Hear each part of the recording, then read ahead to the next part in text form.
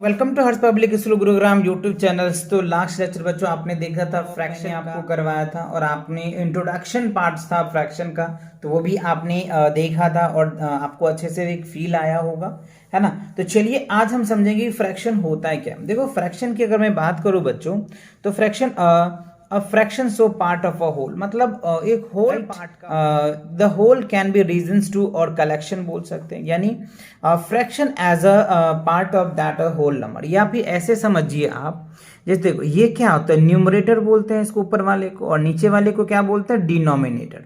अब ये जो न्यूमरेटर बाय डिनोमिनेटर होता है ना, न्यूमरेटर्स और बाय क्या होगा बच्चों, डिनोमिनेटर, राइट। तो न्यूमरेटर बाय डिनोमिनेटर जो होता है ना, इसको हम लोग क्या बोल देते हैं, फ्रैक्शन बोलते हैं। समझ आया क्या, यानी न्यूमरेटर बाय डिनोमिनेटर, या फिर ऐसे समझिए एफ फॉर फ्रैक्शन समझिएगा, न्यूमरेटर्स बाय क्या होता है बच्चों, denominator, that is called fraction. Understand या नॉट। यानी फ्रैक्शन इक्वल्स टू क्या हो गया, न्यूमरेटर्स बाय डिनोमिनेटर होगा, तो हम इसको क्या कहेंगे, फ्रैक्शन में कहते हैं। या कोई होल पार्ट फ्रैक्शन होता है तो वन बाय वन भी कह सकते हैं आप फ्रैक्शंस में, है ना। तो इवन ये आप याद रखें, फ्रैक्शन जब भी आप जब भी ये वर्ड आता है ना, तो आप ये समझना कि न्यूमरेटर बाय क्या होगा, डिनोमिनेटर तो डेफिनेटली होगा, तभी जाकर के ये फ्रैक्शन पॉसिबिलिटी है, अदरवाइज फ्रैक्शन ही नहीं होगा। हाँ, वन बाय वन को भी तो हम फ्रैक्शन बोल सकते हैं, समझ रहे हो के तौर पे कि सी सेट डाउन टू ईट। अच्छा, यहाँ पे दो बच्चे हैं जो यहाँ पे बैठे हुए हैं कुछ खाने को। द होल्स, अच्छा देखो यहाँ पे क्या है, this is a whole, it is a denoted by one, यानी एक पिज्जा है वो पूरे कंप्लीटली है, तो एक पिज्जा है तो दैट मीन्स क्या हो गया, होल है वो, तो वन आ जाएगा। समझिए यहाँ पे फ्रैक्शन को इजी तरीके से, तो ये पूरा है, होल है तो एक आया। अब देखो करे a friend join her and had to cut into two equal parts, और ये दो बच्चे हैं तो दोनों फ्रेंड्स हैं, तो दोनों पिज्जा को क्या किया, दो पार्ट्स में कट कर दिया, मतलब इक्वल पार्ट में, यानी टू इक्वल पार्ट्स में इन्होंने क्या किया, डिवाइड किया। तो अब इसकी फ्रैक्शन की मैं बात करूं तो क्या कह सकते हैं हम, वन हाफ कहेंगे ना, एक को हाफ कर दिया, each part is called one half, यानी वन हाफ किया, दैट मीन्स क्या हो गया, वन बाय टू लिखेंगे। अब आप यहां पे फिगर में देख पा रहे थ्री फ्रेंड्स हैं, तो उसी पीजे को क्या किया, तीन इक्वल पार्ट्स में बांट दिया, थ्री इक्वल पार्ट्स में बांट दिया, तो दैट मीन्स क्या हो गया, थ्री इक्वल पार्ट्स हो गया। तो थ्री इक्वल पार्ट्स को आप क्या लिखेंगे वर्ड में, वन थर्ड लिखते हैं, क्या लिखते हैं, वन थर्ड, और डिनोटेड क्या करते हैं, वन बाय थ्री लिखेंगे। समझ आ रहा है ना। तो इस तरीके से आपको क्या करना है, यानी वन थर्ड, तो इसको इस तरीके से लिखा जाता है, क्योंकि पीजे को तीन पार्ट में डिवाइड कर दिया, ठीक है, और एक एक मिल रहा है, जो मिलता है उसको हम ऊपर रख लेते हैं, ठीक है ना। चलिए अब यहां पे देखिए फोर फ्रेंड्स हो गया, तो फोर इक्वल पार्ट्स हो जाएगा, वही पिज्जा को चार पार्ट में बांट दिया जाएगा, ठीक है। तो क्या लिखेंगे, वन फोर्थ लिखेंगे, और आपको फ्रैक्शन में कुछ इस तरीके से लिखा जाएगा, वन फोर्थ लिखा जाएगा। तो आई होप आपने समझा कि पिज्जा को कैसे फोर पार्ट में डिवाइड करना है, टू पार्ट में करना है, वन पार्ट में करना है, तो उसके अकॉर्डिंग हम लिख सकते हैं। तो क्लियर समझ आया कि नहीं आया, ठीक है। अब देखो अगर हमें कहता है कि वन फिफ्थ, तो कैसे लिखते, एक बटे पांच लिखते, और वन सिक्स कहता तो एक बटे छह लिखते, वन सेवेंथ कहता तो एक बटे सात लिखते। तो समझ आया कि नहीं। तो ऐसे नंबर्स को आप लिख सकते हैं आसानी से और इजी से समझ सकते हैं चीजों को, ठीक है। चलो अब देखो अगर आपसे कुछ ऐसा पूछा जाता कि चलो टू थर्ड बताओ, तो क्या होगा, दो बटे तीन।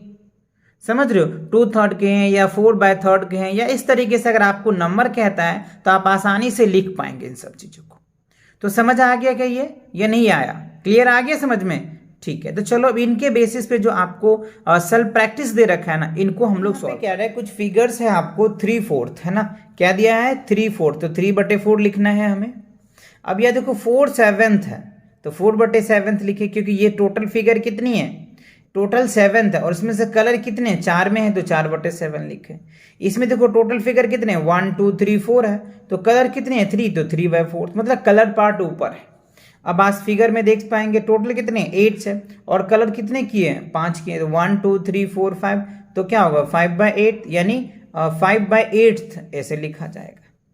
5 आउट ऑफ 8 पार्ट लिख सकते हैं। 4 आउट ऑफ क्या लिखते हैं 7 पार्ट, यानी 7 में से क्या करना है 4, और यहाँ देखो 3 आउट ऑफ 4 है तो 3 आउट ऑफ 4। समझ रहे हो बात को। तो इस तरीके से आपको ये वर्ड्स में लिखा जाता है, ये फ्रैक्शन में, ये वर्ड्स में और ये फ्रैक्शन में, ये वर्ड्स में और ये फ्रैक्शन में।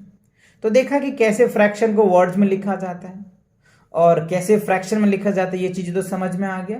चलिए अब देखिए सेल्फ प्रैक्टिस 7A में क्या कह रहा है, shade the following figures as per as the given fraction. अच्छा, ये फ्रैक्शन आपको दिया हुआ है, इस फ्रैक्शन के अकॉर्डिंग ये जो आपको शेप दिया है, ये जो फिगर दिया है ना, इसमें आपको शेड करना है, कलर करना है। तो देखो 1/2 है तो आप इसमें हाफ में, एक में कलर कर दोगे कुछ इस तरीके से, ये हो जाएगा।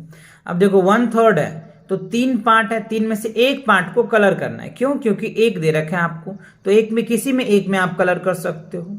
ठीक है, अब देखो 1/4 है तो एक पार्ट में किसी में कलर कर दो, आप जहां पे करना चाहो, साइड से करना चाहो, बीच से करना, किसी में एक में कलर करना है। अब आप यहाँ पे देखो 7/8 है तो टोटल 7 पार्ट में कलर करना है, एक पार्ट को छोड़ना है बस, बाकी सब में कलर करना है। ठीक है, सब में क्या करोगे, आपको कलर करना पड़ेगा। क्यों? क्योंकि यहाँ पे कह रहा है कि 7 पार्ट्स में आप कलर करो। कितने पार्ट में? 7 पार्ट में। तो दैट इज योर आंसर्स। तो इस तरीके से आप क्या कर सकते हैं, लिख सकते हैं। समझ आ गया? क्या आया समझ में? ठीक है, अब देखो सेकंड क्वेश्चन में क्या कह रहा है, write the fraction for the colour region for each of the following. अच्छा, अब देखो इसमें कलर दे रखा है, मतलब कलर कर दिया है, और आपको कह रहा है कि इसका फ्रैक्शन लिखिए। तो सबसे पहले तो आपको टोटल काउंट करना पड़ेगा, कितना है इसमें।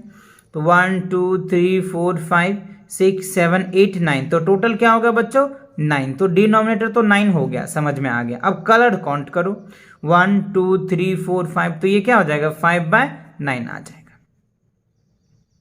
समझ रहे हो कि नहीं? अब इसमें देखो आप किसमें, इसमें तो बच्चों पता ही नहीं चल रहा है कि कलर कितने हैं, है ना। चलो तो देख लो, आप देखने से हाफ हाफ कलर लग रहा है मुझे तो।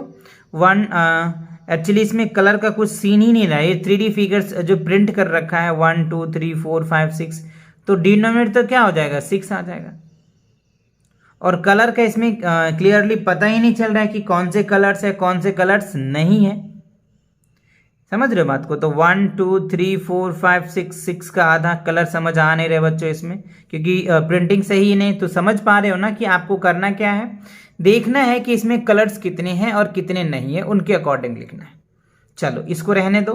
अब इसमें देखो, क्योंकि समझ नहीं आ रहा है कलर, तो कैसे डिफाइन करेंगे इसको।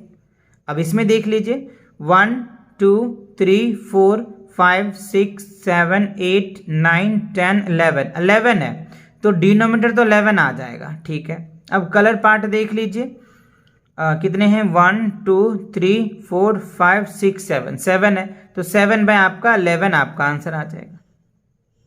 और यहाँ टोटल 2 है तो क्या हो जाएगा 1/2 हो जाएगा। समझ रहे हो कि नहीं? तो इसी तरीके से आपको क्वेश्चन को सॉल्व करना है। अच्छा, अब आप देखो थर्ड क्वेश्चन में क्या कह रहे हैं, look at the figure and right fraction for unseeded part. अच्छा, अनसेडेड पार्ट का फ्रैक्शन लिखना है। इससे पहले तो हमने सेडेड पार्ट लिखते थे, यहाँ पे अनसेडेड पार्ट को लिखना है फ्रैक्शन। ठीक है, तो पहले तो टोटल नंबर काउंट कर लो कितने हैं, 1 2 3 4 4 4 जा 8 4 3 जा 12, तो 12 है इसमें। अनसेडेड कितने हैं वो देख लो, 1 2 3 4 5 6 7, तो 7 बाय क्या हो जाएगा 12, तो आंसर क्या हो गया 7/12। अनसेडेड पार्ट लेना यहाँ पे। देखो काउंट करो इसमें कितने हैं, 1 2 3 4 5 6 7 8 9 10 11 12 है। अब सेडेड देखो, अनसेडेड कितने हैं 1 2 3 4 5, तो 5 बाय क्या हो जाएगा 12 लिख दो। ठीक है, अब आप यहाँ पे देखिए 1 2 3 4 5 6 7 8 है, टोटल 8 है, 1 2 3 4 5 और 5 है अनसेडेड, तो 5 बाय क्या हो जाएगा 8, ये आपका आंसर होगा। तो यही चीजें आपको समझना है कि क्वेश्चन में क्या क्या रहा है और आपको करना क्या है। क्लियर? चलिए अब देखिए नेक्स्ट क्वेश्चन में क्या कह रहा है, write the fraction that match each name. अच्छा, यहां पे देखो नेम दे रखा है, 1/3 दे रखा है, तो क्या लिखेंगे 1/3 हो जाएगा। 7th 9th दे रखा है, तो क्या लिखोगे 7/9 लिखो, है ना। उसके बाद देखो 11 20th क्या देखे, 11 जो दे रखा है आपको 20, तो क्या लिखेंगे 11/20। समझ रहे बात को? तो इस तरीके से आपको लिखना है फ्रैक्शन को। चलिए अगला क्वेश्चन क्या है, write the following fraction into word. अच्छा, अब आपको इसको वर्ड में लिखना है, तो 1/7 लिख दीजिए। क्या लिखेंगे? 1 SEVENTH 1/7। अब देखो 3, तो 3 13th TH, 17th तो 14th एंड 17th है ना, SEVEN, लास्ट में TH लगा देना है ना, 17th हो जाएगा। समझ रहे हो बात को? ठीक है, 17 लिख करके लास्ट में आप TH लगा देना, आपका आंसर बन जाएगा।